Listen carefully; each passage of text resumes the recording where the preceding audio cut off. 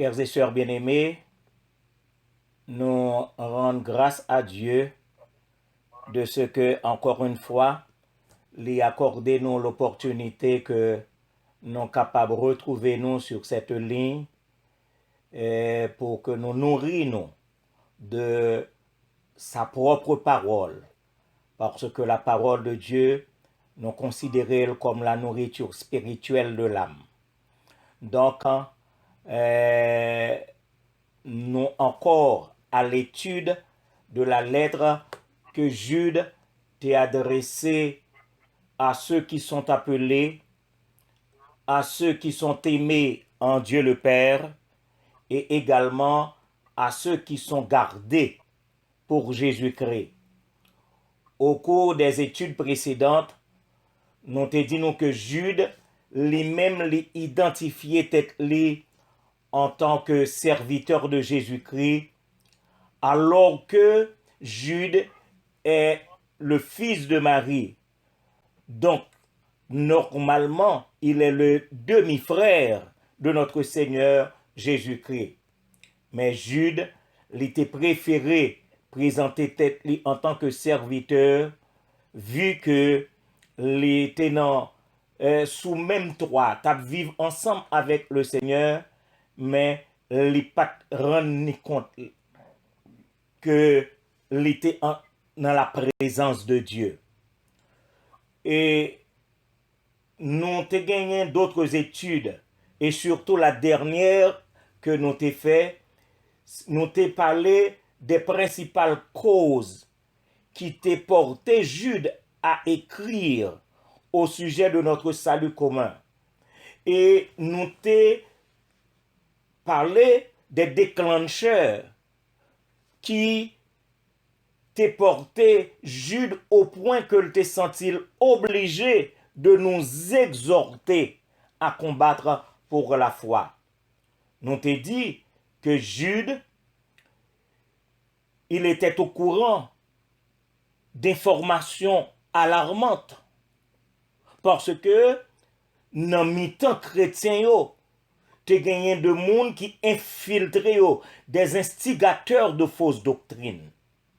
Nous t'ai dit deuxièmement que Jude l'était senti obligé pour écrire au sujet de notre salut commun et également exhorter les chrétiens à combattre pour la foi, c'est parce que monsieur était dans une inquiétude profonde, une inquiétude troublante. L'on a réfléchi aux dégâts éventuels que les instigateurs de fausses doctrines sont capables de porter au milieu des croyants. Donc, il était considéré que ça, c'est un terrible danger, que des hommes soient glissés au milieu des chrétiens. Et à partir de ce moment, c'était deuxièmement pour Jude une inquiétude troublante. Nous t'ai dit troisièmement que Jude était une conscience dominante parce que Jude connaît que le sauver pour servir. Jude connaît que le sauver pour servir. Donc à partir de ce moment, il est conscient de son devoir, un devoir qu'a dominé parce que le peuple de Dieu de tous les temps a fait face à une situation extrêmement grave. Donc il va falloir que Jude, de manière expresse, lui écrit une lettre aux croyants de tous les siècles. Nous t'ai considéré, à cet effet, 4 aspects remarquables en ce qui concerne ces instigateurs que nous relais les faux prophètes. Mon capote fausse doctrine, les faux prophètes. Nous t'ai considéré la prédiction des faux prophètes. Deuxièmement, l'arrivée des faux prophètes. Troisièmement, les caractéristiques des faux prophètes. Et finalement, nous t'ai considéré avec nous la condamnation des faux prophètes. Maintenant, demandez-nous pour nous ouvrir Bible nous ensemble avec dans l'épître de Jude, qui est juste avant l'Apocalypse. Et nous allons faire la lecture allant du verset 5 au verset 7. Jude, du verset 5 au verset 7. Je lis pour vous.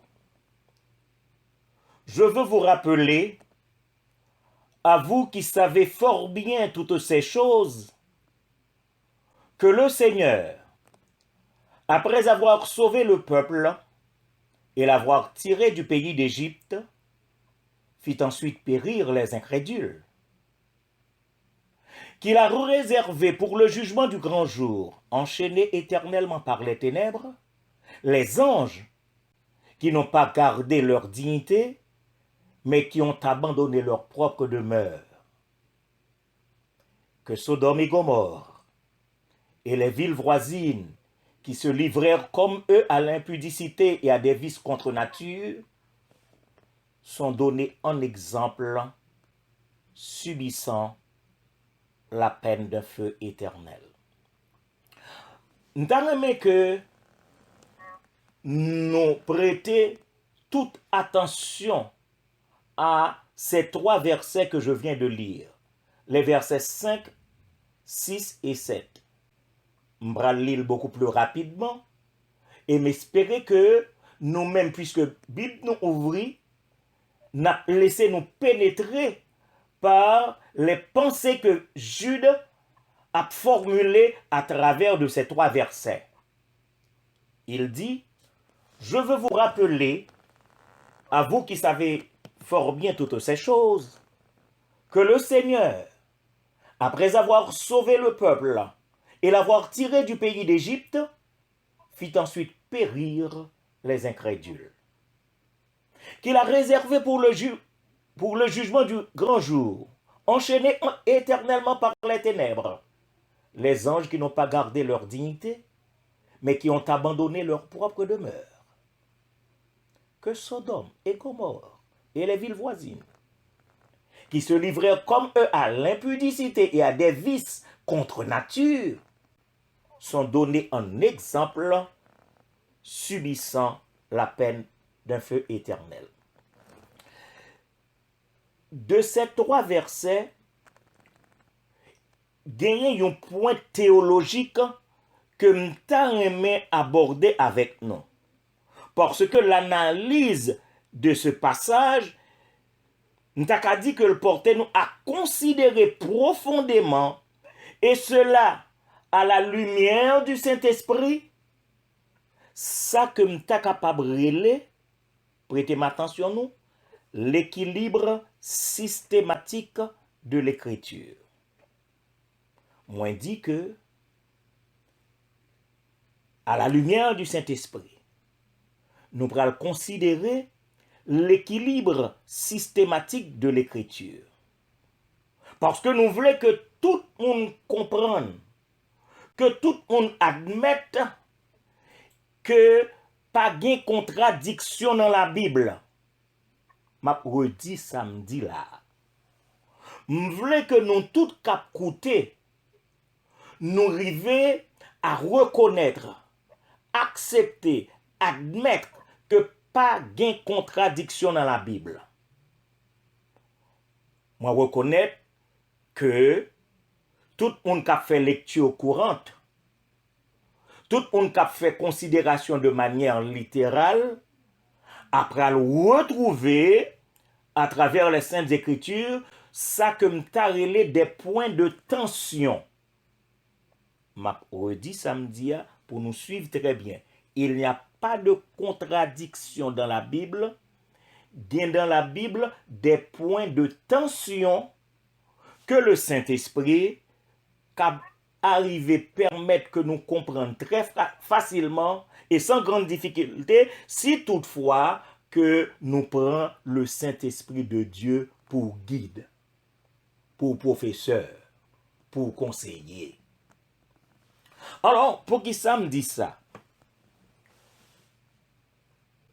Moi, je dis ça, c'est parce que il y a plusieurs théologiens qui appuyaient sur les propos de Jude le verset 5. Côté Jude écrit, après avoir sauvé le peuple et l'avoir tiré du pays d'Égypte, m'espérer que dans le verset pour nous bien que oui, Jude écrit après avoir sauvé le peuple et l'avoir tiré du pays d'Égypte, virgule, fit ensuite périr les incrédules. Moi, dis-nous que il y a un pile théologien du fait que le terme sauver utilisé au verset 5, yo servi avec ça pour yo venir avec l'idée que yo moun ka perdu salut yo. Bon, moi dis pour nous.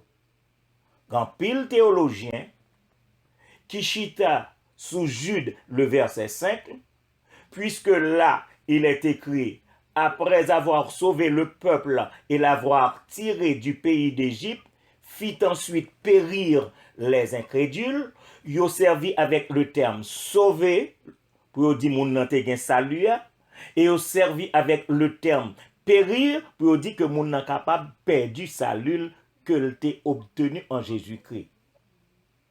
Alors, il est important que ce point théologique soit clair pour tout le monde qui attend étude ça. Il est important de vous dire, mes frères et mes sœurs bien-aimés, que personne pas ta jambe t'a doué oser mettre en doute ce que le Christ, notre Seigneur Jésus-Christ, lui-même l'était prononcé en Jean 10, 28.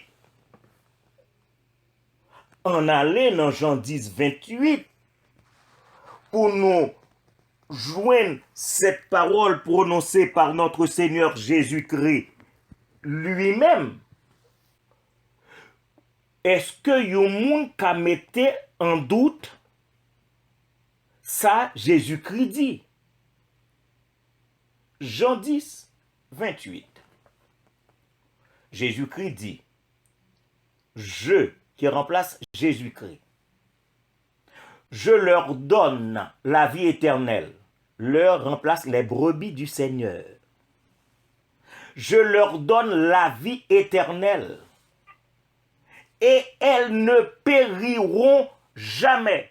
Donc cela veut dire le verbe périr qui retrouvé en Jude n'est pas appliqué aux brebis du Seigneur, à ceux qui sont les rachetés en Jésus-Christ. M'a redit samedi là. Moi dit que le verbe périr qui est utilisé par Jude n'est pas applicable à ceux qui sont sauvés en Jésus-Christ, par Jésus-Christ et pour Jésus-Christ. Parce que Jésus-Christ dit à ceux qui sont brebis par lui en Jean 10, 28, je leur donne la vie éternelle et elles ne périront jamais et personne, absolument personne, ne les ravira de ma main. Donc nous voulons dire à théologien ça yo, qui servit avec cette portion de Jude pour étayer l'idée que le salut obtenu en Jésus-Christ peut être perdu, nous voulons dire que il y a besoin de faire la différence entre la grâce salvatrice et la grâce libératrice. Moi dit, il y a besoin de faire la différence entre la grâce salvatrice et la grâce libératrice parce que les résultats, les effets de la grâce salvatrice sont éternels. M'a dit, les résultats, les effets de la grâce salvatrice sont éternels. Et je reconnais que les effets, les résultats de la grâce libératrice sont temporels. Parce qu'on peut être libéré de telle ou telle situation qui n'a pas aucun rapport avec cette question d'aller au ciel. Dieu vous protège, la grâce protectrice. Dieu vous libère d'une situation, la grâce libératrice.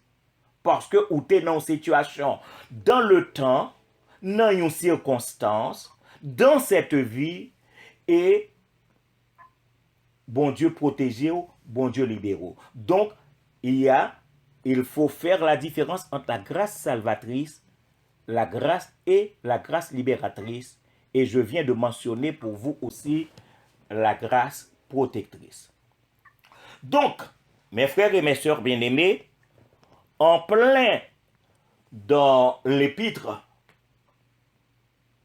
on nous notait que Jude parle aux chrétiens de ce qu'ils savent déjà. Jude a parlé à tous les chrétiens, tout le monde qui connaît la parole de Dieu, tout le monde qui connaît, qui a une Bible dans main et qui a fait la lecture méditative des Saintes Écritures, Jude a parlé avec eux de bagailles que yo connaît. Et c'est ça qui fait garder.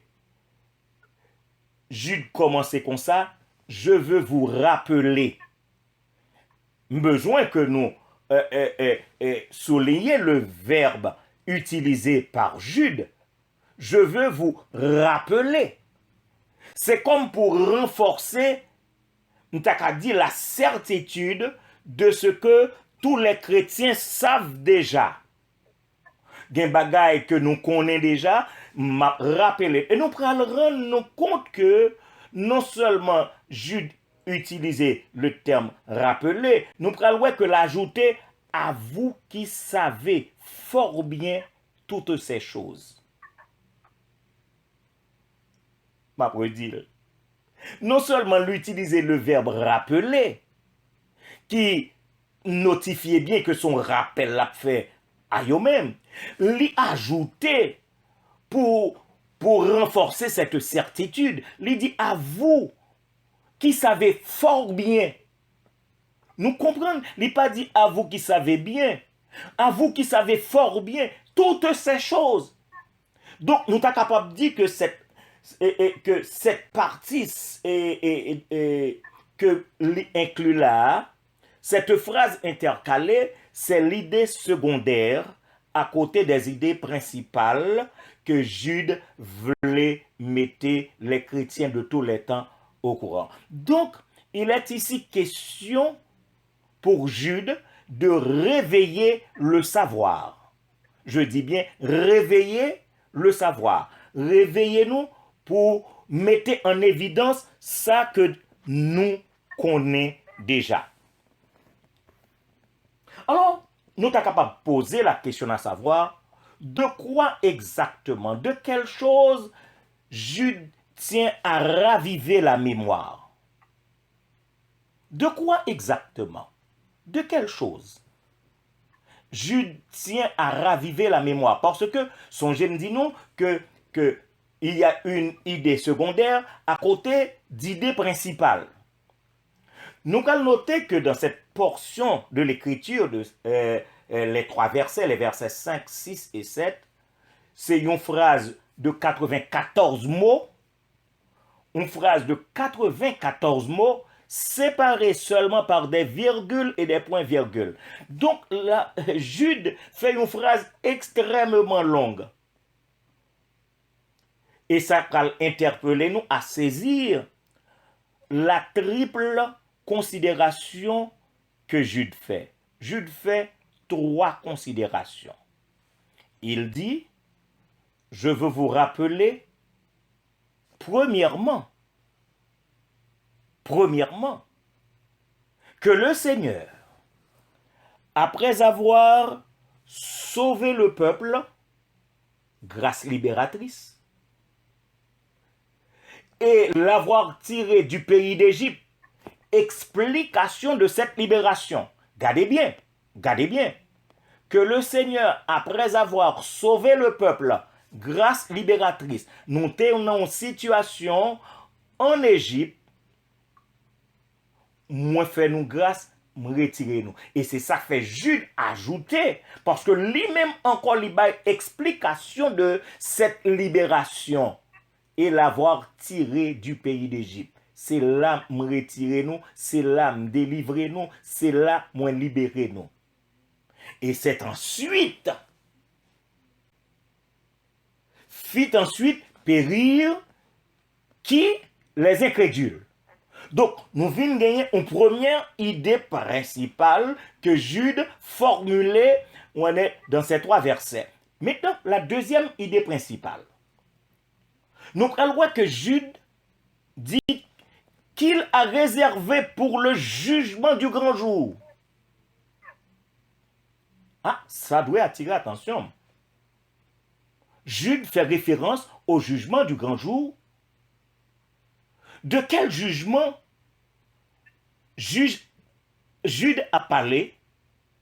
Il s'agit, mes frères, mes sœurs bien-aimés, du jugement par devant le grand trône blanc.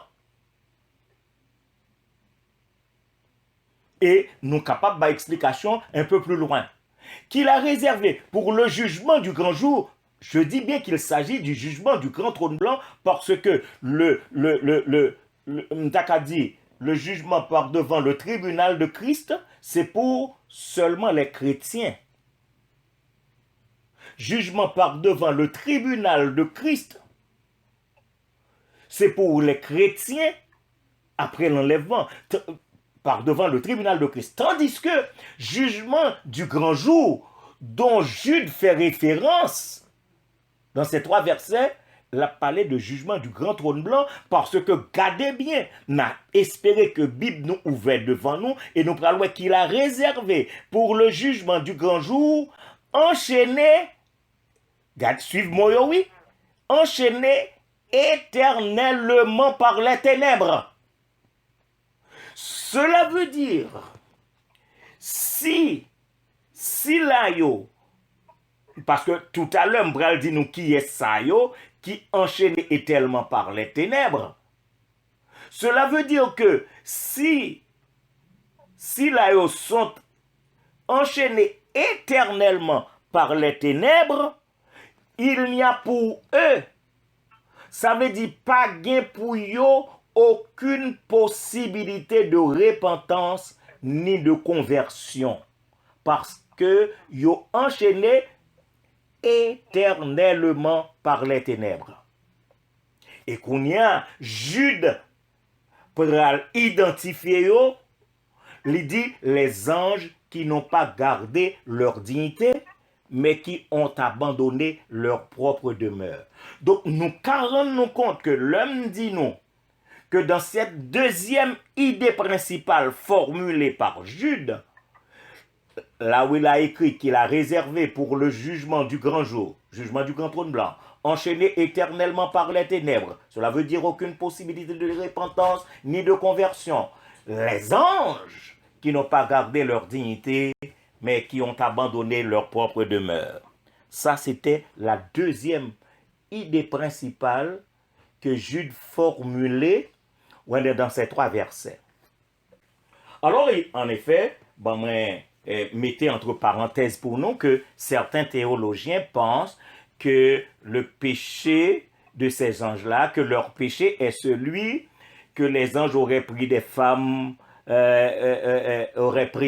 parmi les humains. Nous avons la référence en Genèse 6, allant du verset 1er au verset 4. Donc certains théologiens pensent ainsi. Alors, ce sont les 2 premières idées principales que Jude a formulées dans ces 3 versets. Mais la troisième idée principale, Jude dit que Sodome et Gomorrhe et les villes voisines, que Sodome et Gomorrhe et les îles voisines qui se livrèrent comme eux à l'impudicité et à des vices contre nature sont donnés en exemple. Bon, moi, prendre pour nous. Jude dit que Sodome et Gomorrhe et les villes voisines qui se livrèrent comme eux à l'impudicité et à des vices contre nature sont donnés en exemple, subissant la peine d'un feu éternel. Subissant la peine d'un feu éternel. Là, il y a préfiguration de la peine finale dans les temps de feu, parce que là, il est fait mention la peine d'un feu éternel. Donc, préfiguration par Jude de la peine finale dans les temps de feu. Donc, Jude bien dit que la situation la situation terrible et horrible dans laquelle Sodome et Gomorrhe et les villes voisines ont été livrées sont données en exemple. Et c'est ça que fait me dire qu'il s'agit de préfiguration de la peine finale dans les temps de feu. Alors la question que nous t'avons posée, nous, pour qui ça, Jude mentionner tous ces faits. Pour qui ça, Jude mentionner tout ça le dit là.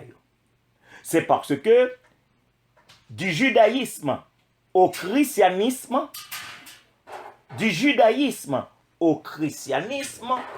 nombreux sont ceux qui ont lu et étudié le Pentateuque. Donc, ils ont gagné, une entière, une totale connaissance de ces faits-là. Ils connaissent les Écritures. Donc, Jude a parlé avec monde qui connaît les Écritures. Et c'est pourquoi je dis que du judaïsme au christianisme, nombreux sont ceux qui ont lu et étudié le Pentateuque. Le fait essentiel que Jude rappelait au verset 5 de son épître, nous avons dit, il méritait que ni moi-même, ni vous-même, nous allions beaucoup plus profond dans les analyses. Moi, dit que nous devons aller beaucoup plus profond dans les analyses parce que ce verset, le verset 5 de Jude, est en rapport direct à la sortie prodigieuse des Israélites de l'Égypte. Le verset 5 est en rapport étroit, en rapport direct à la sortie de l'Égypte du peuple juif. Nous allons garder dans le verset ça, mais espérer que la Bible nous ouvre et nous noter que il y a la préposition après. Regardez bien. Ouvrez la Bible là. Jude. À partir du verset 5. Après. C'est une préposition et c'est un terme qui est utilisé dans le vocabulaire du temps. Mais nous allons voir que Jude utilisait un adverbe ensuite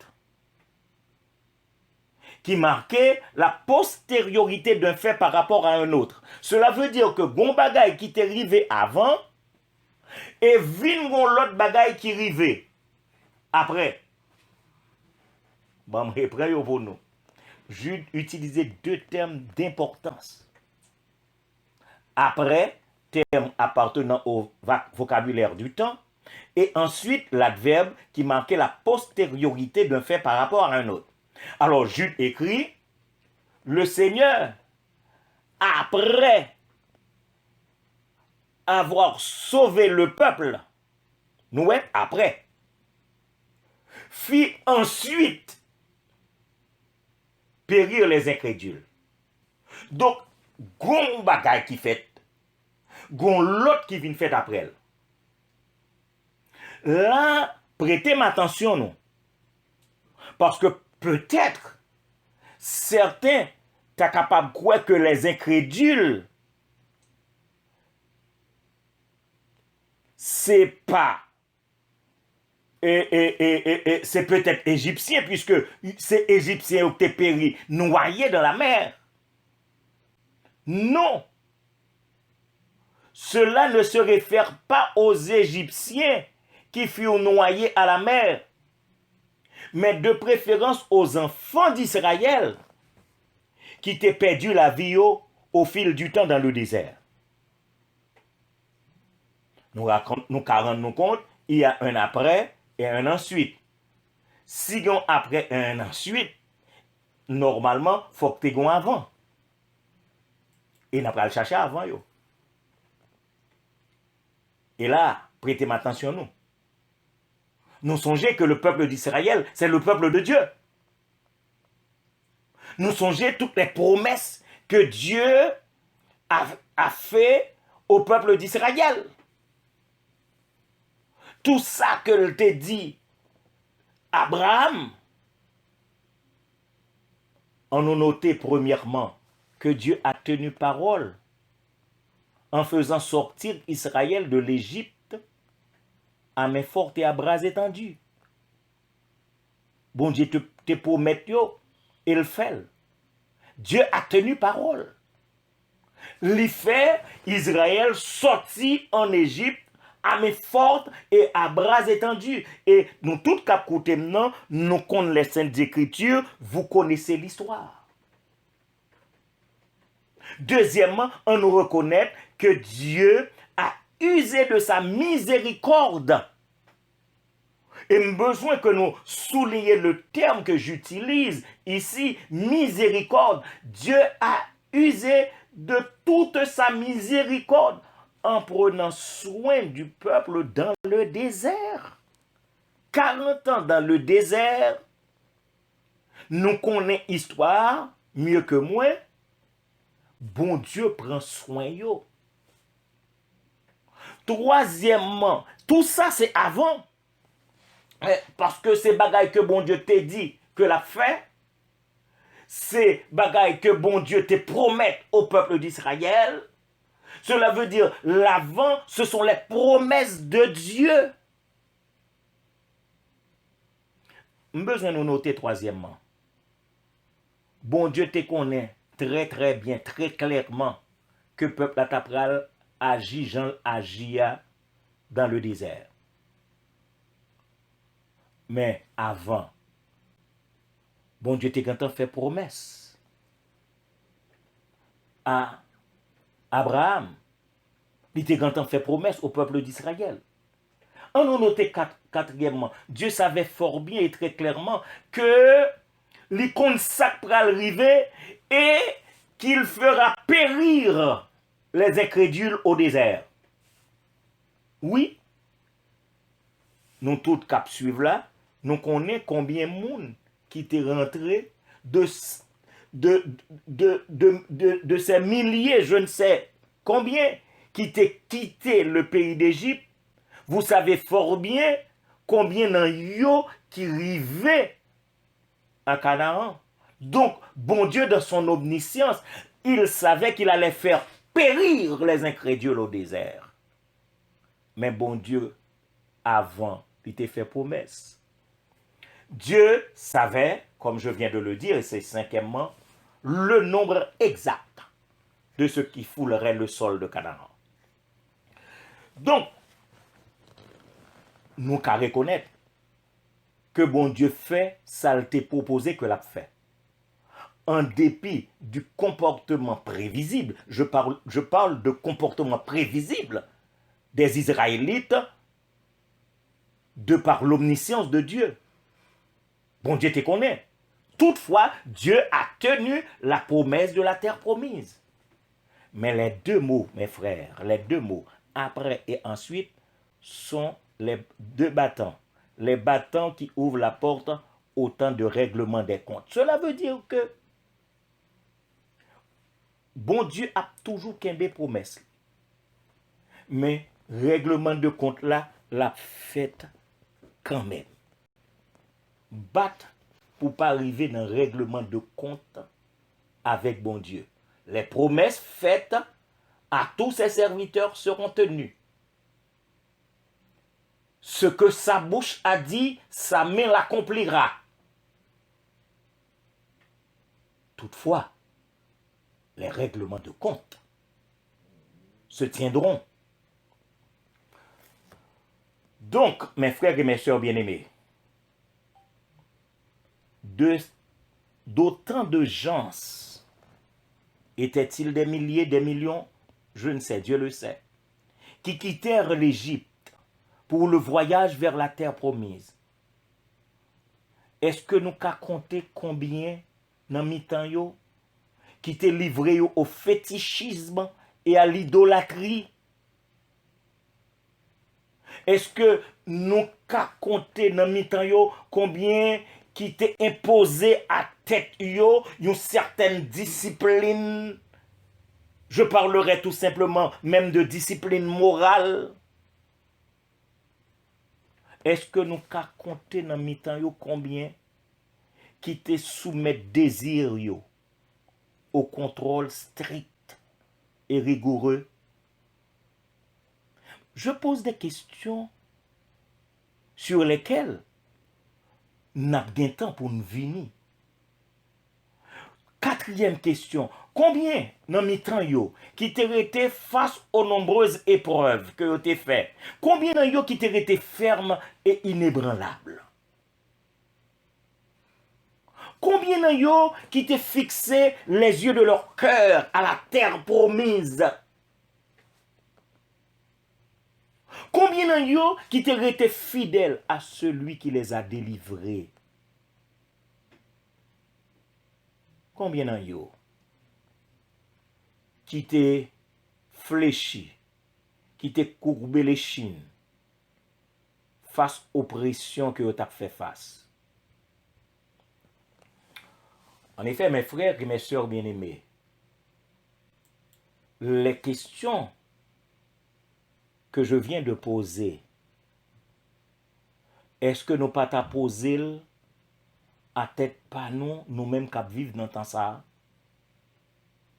Après tout ça que bon Dieu fait pour racheter nous, avec la promesse, une promesse certaine que là le préparer en place, mais combien ça donne encore au fétichisme et à l'idolâtrie? Combien entre moi-même et nous-mêmes qui imposait tête nous vraiment une discipline, oh je devrais dire une discipline spirituelle, nous descend plus bas pour me dire même une discipline morale. Combien nous qui soumettent tête nous à un contrôle strict, qui soumettent tête nous à un contrôle rigoureux? Combien nous qui étaient fermes? Entre moi et ou, combien nous qui étaient fermes? Fermes et inébranlables face aux épreuves.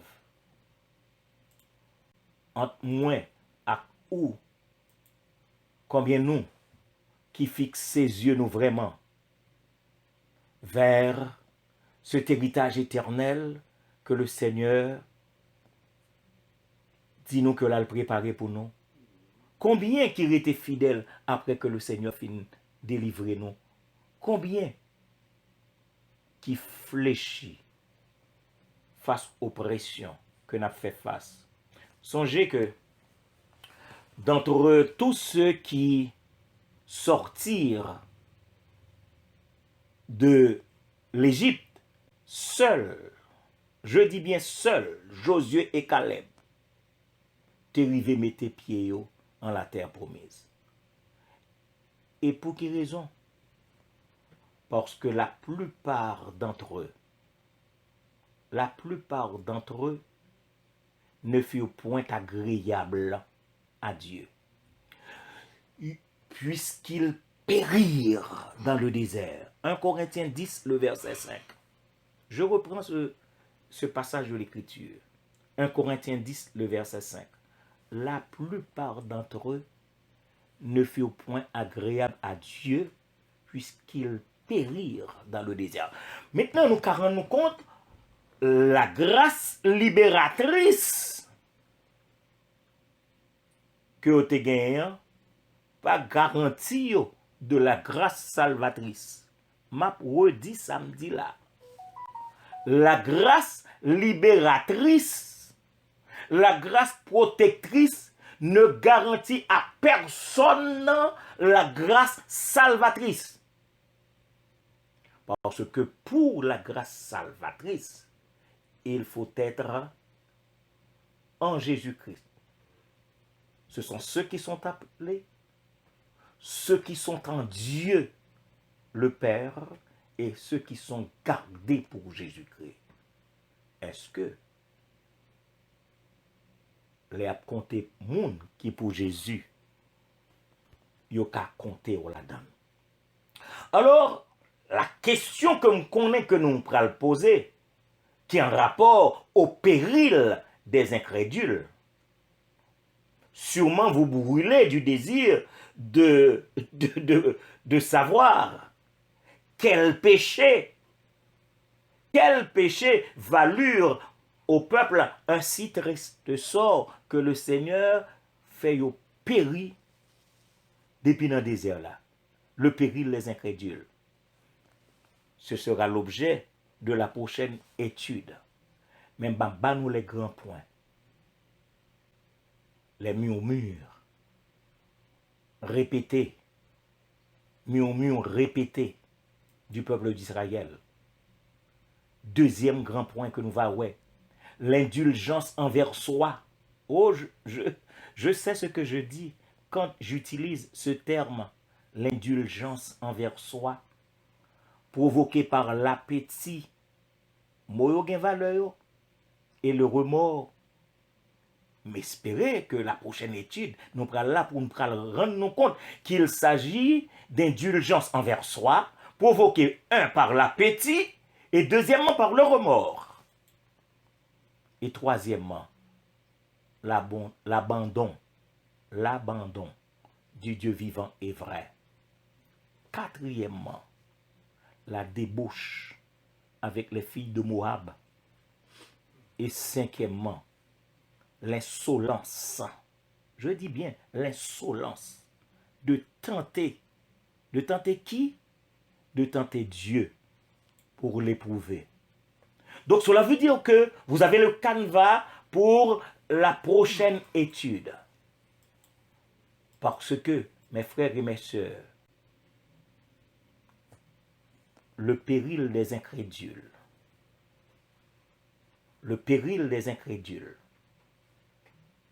cela est possible pour ceux qui ne sont que dans la congrégation, qui ne sont pas dans l'église. Car je le dis souvent, dans le temple, il y a la grande congrégation. Et dans la grande congrégation, il n'y a qu'une petite poignée qui c'est l'église de Jésus-Christ. Donc je souhaite que chacun de nous qui t'a écouté, le Seigneur fait nous grâce, que nous qu'à compter parmi les brebis du Seigneur. Qu'il en soit ainsi, que le Seigneur vous bénisse et qu'il vous garde.